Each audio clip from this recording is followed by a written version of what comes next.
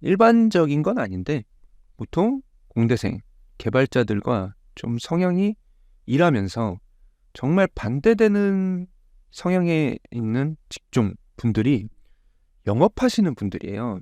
개발자니까 노트북 보면서 투다다닥 코딩하는 걸 좋아한단 말이에요.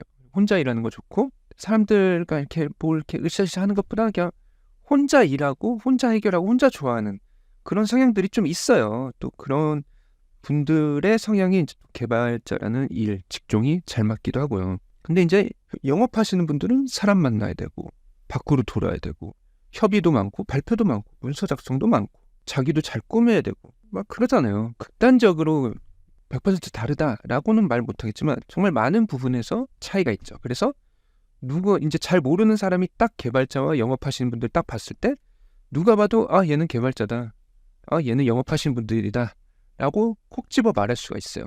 그래서 저한테도 사람들이 그래요. 아 혹시 개발하시는 분이냐고. 거기에는 정말 많은 내용이 함축되어 있죠. 개발자스럽게 보인다는 거죠. 뭔가 부시시한 모습도 있고 표정도 어두운 것도 있고 뭐 이렇게 뭐 좀 이래저래 좀 다들 아실 거예요. 저도 아는데 좀 제 입으로 직접 말하기는 좀 비참해서 어쨌든 이렇게 서로 다른 직종이 있는 사람들이 있는 거예요. 근데 이렇게 살아가다 보면 그런 직종의 사람들끼리 만나야 되는 경우가 있잖아요. 영업을 하는 사람과 저와 같이 IT 쪽 개발자 하는 사람들과. 예를 들면 부동산이 되겠죠. 제가 오늘 부동산에 대해서 얘기를 하려고 해요. 부동산에서 일하시는 분들, 결국 영업하시는 분들이잖아요. 저라는 제가 이제 뭐 이사를 간다거나 사무실을 알아본다거나 할 때 부동산에 가면 거기서 일하시는 분들이 막 추천을 해주잖아요. 이거 좋다, 저쩌고. 그러면 그런 분들 보면 막 옷도 잘 입고 표정도 밝고 되게 공손하고 막 깍듯해요. 이렇게 부탁하고 알아봐 달라고 하면 막 칼같이 해주고, 그러니까 내가 뭐라도 된 것 같은 느낌이 들게 해요. 그 사람들은 자기 일을 엄청 열심히 하는 거고 잘하고 있는 거죠. 손님인 제가 그렇게 느꼈으니까. 그렇게 잘해주면 일반적으로는 잘해주니까 나도 좋게 해주고 싶고 뭔가 조건만 맞으면 이 사람이랑 하고 싶어져요. 기분이 좋아지니까. 어쨌든 좋은 사람 만나면 제 생각이 바뀌기도 하잖아요. 사람을 어떤 사람들과 만나는 에 따라. 제가 일을 하면서 진상을 만나면 저는 그 이상이 진상이 되고 정말 친절하게 고객이 먼저 해주면 저는 더 그 밑으로 깍듯하게 해주고 그런 논리죠. 근데 이제 사람이 화장실 들어갈 때와 나갈 때가 다르다고 결국 일하는 거잖아요. 개발하는 사람도 일하는 거고 부동산에서 매물 보여주는 사람들도 일하는 거잖아요. 어쨌든 그 일하는 거의 목표는 결국 돈이에요. 계약이고 실적이죠. 성과. 그럼 부동산에서 일하시는 분들의 성과는 제가 계약을 맺고 복비를 주는 거죠. 중개수수료. 너무 비싸다라고는 얘기하지만 당연히 줘야 되는 거라고 다들 생각하고 있어요. 근데 이제 이 복비라는 게 부동산의 입장에서 보면 딱 받으면 계약이 되는 건데, 근데 이 사람들이 복비를 어떻게 받냐면 세입자, 제가 이제 들어가려는 사람 아닌 저한테도 받고 건물주한테도 받아요. 저희가 부동산에 가서 계약을 맺잖아요. 그럼 복비 내잖아요. 그럼 그거에 뭐 그만큼 똑같이인지는 모르겠어요. 어쨌든 그거에 꿀리지 않을 정도의 적지 않은 돈을 건물주한테도 받는다는 거죠. 그러니까 얘네들은 양쪽에서 받는 거죠. 물론 부동산이 부동산을 껴서 계약하는 경우에는 한쪽에서만 받는 경우도 있는데 한 곳의 부동산이 건물주와 세입자를 동시에 잡아서 매칭을 시켜주면 양쪽에서 받는 거죠. 그러면 저희도 비싸다고, 아까도 말씀드렸듯이 비싸다고는 생각하지만 당연히 내야 되는 거라고 생각한다고 말씀을 드렸잖아요. 그 이유가 뭐예요? 이 사람들이 내가 말을 해준 조건에 맞는 곳을 발로 뛰면서 혹은 인맥, 네트워크를 이용해서 알아봐 준 거잖아요. 그거에 대한 대가죠. 만약에 부동산이 없었으면 저희가 그런 곳을 하나씩 일일이 다 찾아봐야 되는데 그렇게 되면 찾기도 어렵고 비교도 할 수가 없잖아요. 힘들게 찾으면 또 찾기도 힘들고 그럴 시간도 없잖아요. 요즘에 일도 해야 되고. 근데 또 집은 중요한 거니까. 그러니까 빠르고 신속 정확하게 처리하기 위해서 부동산에 의뢰를 한 거고 부동산은 그거에 합당한 수수료를 받아간 거예요. 그렇죠? 너무 당연한 거예요. 공짜로 일해줄 수는 없는 거예요. 절대. 그 수수료에 대해서 부동산을 저는 뭐라고 하려는 게 아니에요. 단지 아까도 말씀드렸듯이 계약을 맺은 이후, 즉 화장실을 갔다가 나온 이후의 그 행동에 대해서 뭔가 마음에 안 들었던 상황이 있었거든요. 제가 당했던 일입니다. 제가 계약을 맺고 들어갔어요. 그럼 그 이후로 부동산은 일이 끝난 걸까요? 그렇지 않아요. 그 이후에도 뭔가 주인과의 트러블이 있거나 계약을 했는데 뭔가 막상 살아보니 뭐가 다른 것도 있고 뭐가 파손되어 있을 수도 있고 없을 수도 있는 거잖아요. 그런 거에 대해서도 부동산을 얘기를 해요. 그럼 부동산은 당연히 해줘야 돼요. 그리고 또 기본적으로 다 보통 잘 해줘요. 근데 그 잘해줄 때가 언제까지냐면 지들이 해줄 수 있을 때까지. 너무 큰일이면 그거는 자기네들이 못 해준다고 해서 발을 빼버려요.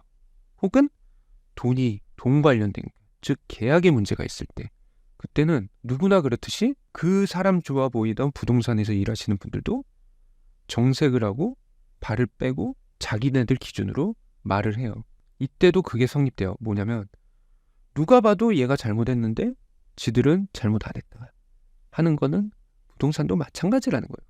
무슨 일이었냐면 부동산 계약을 할 때 당연히 그 계약 내용이 있을 거잖아요. 부동산에서 그 계약서 양식이 있어요. 그럼 거기에서 보고 거기에 일반적인 부동산 매매 계약서 혹은 전세 월세 계약서 내용이 있을 거고 거기에 추가적으로 건물주나 세입자가 원하는 계약 내용들이 들어가요. 이것저것 많이 있겠죠. 일단 건물주에 따라 바뀌는 계약 내용은 월세가 있을 거고 보증금이 있을 거고 계약 기간 같은 게 있을 거고 그다음에 그 외에 추가적인 부가적인 것들이 있어요. 그리고 당연히 세입자는 월세나 보증금에 대해서는 딜을 해볼 수는 있지만 계약서에 뭘 명시를 할 수는 없죠. 그거는 건물주의 고유의 옵션이니까. 세입자도 그렇다고 무조건 그 계약서대로 들어가진 않아요. 계약서를 보고 마음에 안 드는 게 있으면 이거에 대해서 얘기하면 또 부동산은 그거에 대해서 조율을 하는 거죠. 건물주와 세입자 사이에. 근데 그중에 이제 세입자도 나도 이런 내용을 계약서에 추가하고 싶다라는 게 있어요. 뭔가 안전장치일 수도 있고 특이사항일 수도 있고. 근데 그거는 어쨌든 건물주가 동의를 해줘야 되는 거예요. 무조건 세입자가 넣고 싶다고 해서 넣을 수 있는 게 아니에요. 만약에 건물주가 동의를 안 해주면 세입자 입장에서는 계약을 안 하고 딴 데를 알아보거나 혹은 그 내용 없이 계약을 맺거나 태기를 해야죠. 그거는 어쩔 수 없잖아요. 어쨌든 건물의 주인은 건물주 거니까. 걔가 싫다고 하면 내가 돈 준다고 해도 못 들어가는 거예요. 그렇죠? 그러니까 그건 맞는 거예요.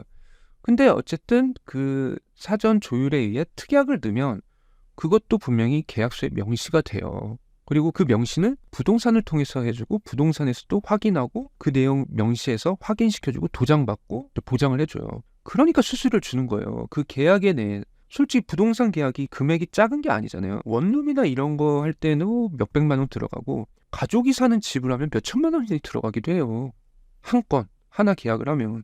근데도 어쩔 수 없이 금액이 크고 계약이 복잡하고 절차가 까다로우니까 귀찮기도 하고 바쁘기도 하고 모르니까 일단 그러니까 그런 서류적인 행정적인 안전장치 거래의 무결성을 위해 부동산한테 그만큼의 수수료를 낸단 말이에요. 그러니까 나는 아까우면서도 내는 게 계약할 때 그리고 계약 이후에 아무 문제 없이 내가 낸 돈에 대해서 남의 집이잖아요. 이 남의 건물에서 내 권리를 행사하기 위해 혹은 내가 나한테 넘어온다고 했을 땐 내가 산다고 했을 땐 나한테 잘 넘어오게 하기 위해 뭐 전세 사기도 뭐 사기 많잖아요. 부동산 관련해서. 그래서 사기를 안 당하기 위한 보험 장치로서 부동산을 끼는 거란 말이에요. 근데 제가 사무실에 계약할 때 특약을 넣은 적이 있어요. 그러면 이거는 제가 마음대로 넣은 게 아니라 부동산을 통해서 건물주랑 얘기를 했고 건물주가 동의를 했고 동의를 해서 계약서에 명시가 된 걸 확인했기 때문에 저는 계약을 한 거예요. 만약에 제가 그때 사무실을 이제 계약을 하려고 할 때 요청한 특약 사항을 건물주가 받아들일 수 없다라고 하면 저는 이제 계약을 안 하려고 그랬어요. 하면 안 됐었거든요. 근데 특약을 넣어서 계약을 해서 사무실 들어갔어요. 근데 특약을 했으니까 그 상황이나 뭔가 어떤 조건이 됐을 때 그 특약에 대해서 제가 이제 한다라고 그래도 건물주한테 얘기를 하고 해야 될 거 아니에요. 근데 그때 건물주한테 얘기하는 건 허락이 아니라 그냥 알리는 거예요. 어쨌든 특약에 있으니까 나는 그걸 할 수 있는 권리가 있는 거예요. 근데 안 된다는 거예요. 특약에 그렇게 써 있는데도 불구하고 갑자기 그 특약 내용에 없는 내용을 막 들먹이면서 안 해주겠다는 거예요. 자, 이거는 어떤 상황이냐면요. 특약이라고 해서 이게 계약서에 명시된 건데 무시할 수 있는 그런 가벼운 게 아니거든요. 그 특약에 의해서 계약이 될 수도 있고 안 될 수 있는 건데 저는 그게 중요한 거고 그래서 저는 특약을 해서 이거를 동의했다는 거를 확인받았기 때문에 도장을 찍은 거고 그거에 대해서 건물주와 실제 계약 전에 만나서 얘기까지 했어요. 근데 막상 계약하고 나니까 어쩌고 저쩌고 하면서 못 해주겠다는 거예요. 이제 이건 어떤 상황이냐면 건물주가 월세를 100으로 했어요. 근데 내가 알아서 100 줄게 하고 계약하고서 나 100 못 주겠다. 이 말을 한 것과 똑같은 거거든요. 제가 특약에 대해서 했을 땐 그게 맞나 틀리나는 좀 갸우뚱할 수 있어요. 근데 거꾸로 건물주가 100만 원의 월세를 요청을 했고 그거에 대해서 계약을 맺은 세입자가 계약을 맺고 100만 원을 못 주겠다 하는 거에 대해서도 과연 고개를 갸우뚱할까요? 아니죠. 무조건 세입자가 잘못한 거죠. 아무리 건물주에 대해서 안 좋은 얘기들을 많이 하려고 하지만 사람들이 이거는 세입자가 무조건 잘못한 거죠. 100만 원으로 계약해놓고 100만 원으로 안 주겠다. 그거랑 마찬가지라고요. 특약의 내용을 계약 이후에 건물주가 어쩌고저쩌고 해서 못 해주겠다. 그것도 계약서에 없는 내용을 들먹이면서 건물주가 무조건 잘못한 거거든요. 세입자에서는 짜증나잖아요. 이거 아니면 계약을 했으면 안 됐었거든요. 그러면 이럴 때도 부동산이 해결해 주라고 수수료를 내는 거예요. 자, 그럼 제가 이걸 부동산에 얘기했겠죠? 부동산 해결해 줬을까요? 안 해줬다는 거죠. 수수료만 먹고 제가 말하는 건 들어주지도 않고 건물주 편만 들어요. 수수료를 건물주한테도 받고 저한테도 받았단 말이에요. 근데 건물주 편만 드네? 제가 특약을 안 지켜주니까 그럼 나도 월세 못 내겠다 하면서 안 냈어요. 그렇게 한 2, 3개월이 지나니까 부동산 쪽에서 저한테 연락이 와요. 그러면서 하는 말이 건물주 쪽 건물주인이 뭐 아는 변호사도 있다. 그래서 이거 안 내면 안 된다. 하면서 건물주 편만 드는 거예요. 제가 열이 받아가지고 내가 먼저 월세를 안 낸 게 아니다. 건물주가 먼저 특약의 내용을 안 지키지 않았냐. 왜 이거에 대해서는 한마디 말도 안 하고 내가 월세 안 낸 것만 얘기하냐. 절대 제 편 안 들어줘요. 무조건 건물주 편만 들어줘요. 뭐 월세 안 내면 한 달에 수수료가 뭐 20%씩 추가된다. 그리고 나중에 제가 계속 나 이거 아니면 나 안 낸다. 그래 뭐 법적으로 가라 그래. 막 계속 막 내용 증명도 왔다 갔다 하고 그랬거든요. 그렇게 한 2, 3개월이 또 지났어요. 그러니까 이제 또 부동산 쪽에서 또 연락이 와요. 그러면서 또 하는 말이 뭐냐면 아까 말씀드렸듯이 월세를 안 내면 뭐 20%씩 뭐 더 추가된다라는 게 계약서상에 있었거든요. 자, 그때 이미 저는 돈을 떠난 문제가 됐어요. 내가 보증금도 낸 게 있거든요. 보증금을 못 받더라도 여기서 건물주가 잘못한 거 잘못 인정하고 해주거나 해결해주지 않는 한은 보상해주지 않는 한은 보증금을 날리더라도 나는 그 사무실에서 곱게 나갈 생각이 없었어요. 제가 늘 컨텐츠에 남기는 말이 이런 갈등이 발생했을 때 어느 시점이 넘어가면 돈을 떠난 문제가 된다라고 여러 번 말을 한 적이 있어요. 그때는 악에 받쳐가지고 돈을 떠나서 이 사람을 내가 받은 짜증 스트레스 이런 거 이상을 겪게 만들어 줄 거라는 생각으로 그때는 내가 무조건 쟤를 밟아야겠다는 생각으로 금전적으로는 내가 손해를 보더라도 물론 나중에 금전적인 손해가 더 타격이 크겠죠. 하지만 그런 상황이 됐을 때 그걸 알면서도 너무 괘씸하잖아요. 잘못한 사람이 오히려 더 큰 소리 치고 배짱을 부리고 있어요. 근데 중간에서 그런 사람과 나를 연결해준 부동산은 나한테 돈만 받아먹고 건물주 편만 들고 있는 거예요. 자, 그럼 왜 부동산은 건물주 편만 들었을까요? 제가 잘못했기 때문일까요? 아니에요. 부동산 입장에서는 나라는 세입자는 어디든 있는 거고 저는 나가면 끝이에요.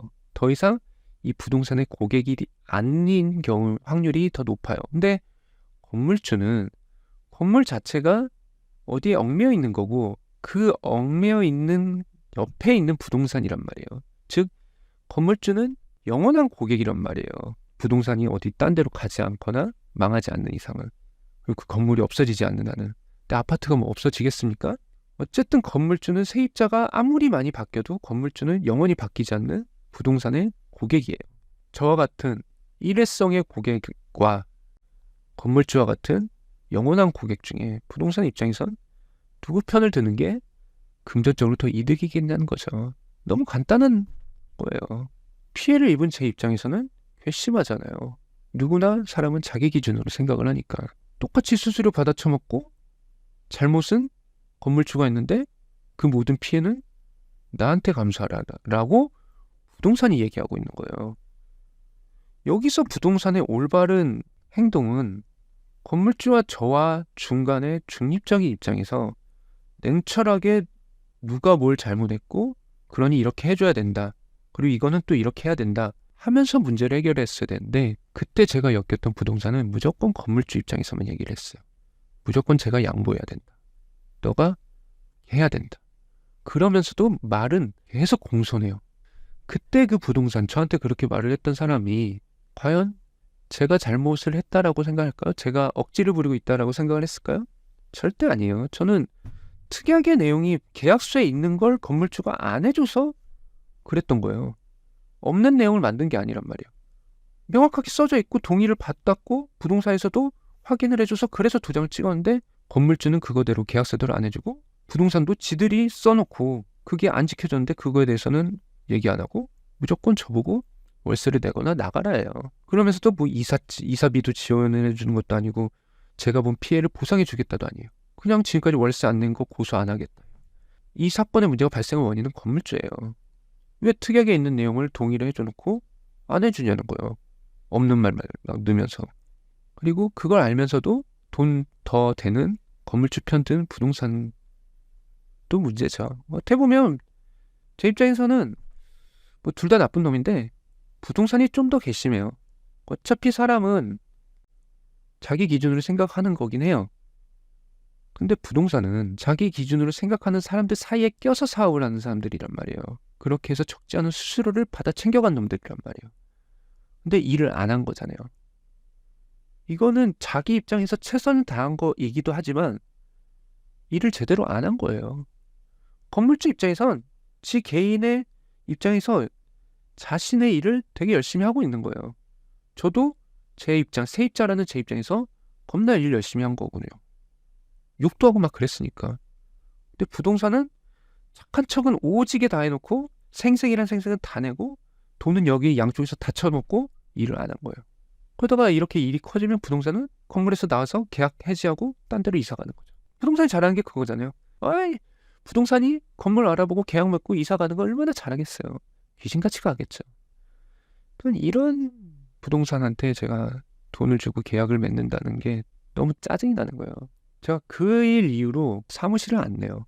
정말 너무 짜증이 나가지고 어떻게 보면 제 사업 하나를 접은 거죠. 물론 잘 안 되고 있었던 것도 있고 근데 그 부동산이 아니었으면 좀 조금이라도 더 했을 건데 그놈들 때문에 접었어요.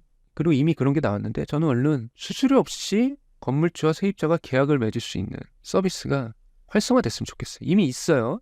근데 이제 신뢰감이 없는 거죠. 처음 써본 사람들 입장에서도 그렇고 처음 써보는 세입자 입장에서도 그렇고 뭔가 아직 그렇게 활성화되어 있진 않고 아마도 그 목 같은 부동산 뭐 지들 협회에서 겁나 열심히 막고 있겠죠. 하면 안 된다. 그럼 뭐 세입자의 권리와 뭐 건물주의 뭐 권리가 뭐 그 재산적인 뭐 금전적인 피해가 어쩌고저쩌고 하면서 결국 지들 밥그릇 없어지는 건데 막 세입자가 건물주 들먹이면서 막 못하게 막고 있겠죠. 정작 일은 이따위로 하면서 웃긴 거예요. 그래서 사업을 하면서 힘들다는 게 이런 애들 때문에 힘든 거예요. 그리고 그런 애들이 얼마나 많겠냐는 거죠. 그래서 그런 인간들, 그런 회사, 그런 집단들에 대해서 종종 컨텐츠로 올려보려고 합니다. 굉장히 많습니다. 이건 시작에 불과하고 지금 이건 한 3년 전에 있었던 일이에요. 그럼 제가 사업을 한 게 5년 차인데 3년 전 그 이전에도 이런 놈들은 있었고 그 이후에도 있었고 어제도 있었어요. 그러니까 정말 사업을 하면 정말 비논리적이고 짜증나고 사람을 미치고 팔짝지게 하는 좀 욕먹는 인간들